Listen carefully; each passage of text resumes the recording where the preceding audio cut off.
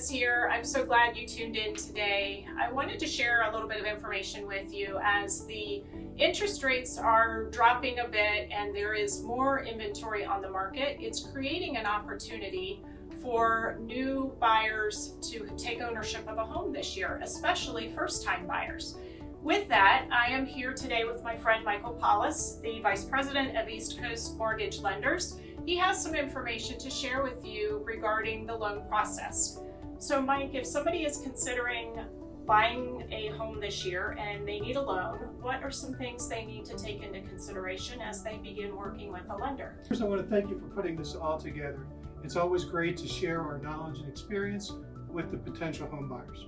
But when we look at the initial pre-qualification of a borrower, we look at basically four different things. We look at credit, income, employment, and assets. When we consider credit, we look at your credit experience and we look at your willingness to repay your debt. So these are the two major items that affect credit score. The only way to get a mortgage credit score is to meet with a mortgage professional and have them actually pull a mortgage credit report. For income, we look at your capacity for paying debts. What we try to do is keep your mortgage payment plus all your other debts below 50% of your adjusted gross monthly income. Oddly enough, we don't look at the time on the job at your current employer, but we look at your time in that line of work. Most people don't understand too that schooling counts towards that 2-year history. If you're self-employed or a 1099 subcontractor, we look for a 2-year history of being self-employed. When we look at assets, it's more important that we can source where those assets came from, more so than how much they are. As long as you have sufficient funds to close, and as long as we can source the assets, then that's important to us. That was really helpful information. We appreciate that. I am hearing a little bit about some programs or incentives out there that might be helpful for someone that's looking to get a mortgage. Well, there's hundreds of loans programs out there. One of the programs that was very popular is the Florida Hometown Hero program. Unfortunately, that program is out of funding right now, but we do expect it to get refunded soon. One of the programs we're promoting right now is the ONE+ program.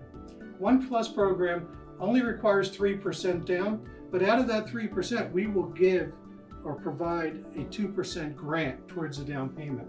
So it is possible that you can get into a house with 1% down plus closing costs. When people are contemplating buying a house, they're mainly concerned with the down payment, but that's only one aspect of the cash that you need to close. Like you said, there's closing costs and there's what we call prepaid items. Prepaid items are escrow accounts. So typically you can expect about 3.5% of the purchase price to be applied towards closing costs and prepaids. Okay, again, some terrific, helpful information. One other quick question for you.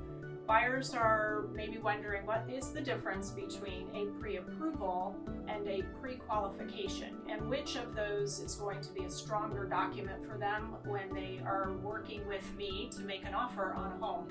Gotcha. Well, typically when we first meet a customer, we'll pre-qualify them.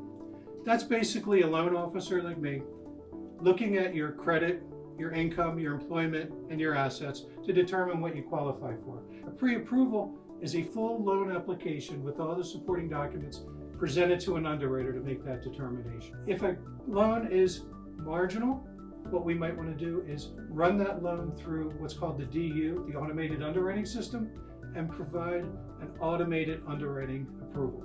Fantastic. And I am so thankful to Michael Paulus for joining us today and providing us with so much information.